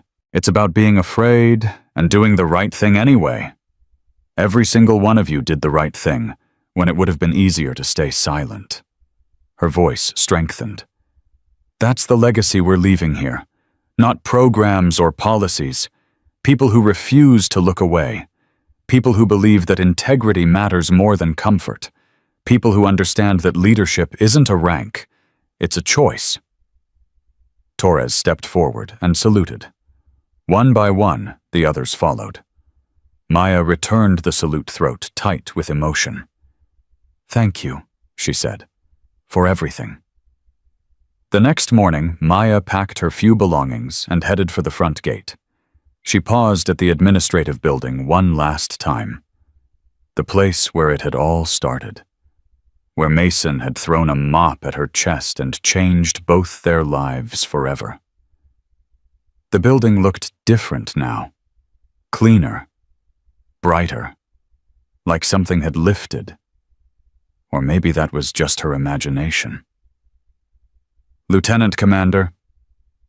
Maya turned. Wheeler stood behind her, slightly out of breath from running to catch up. I wanted to give you something. He held out a small box. It's not much, but...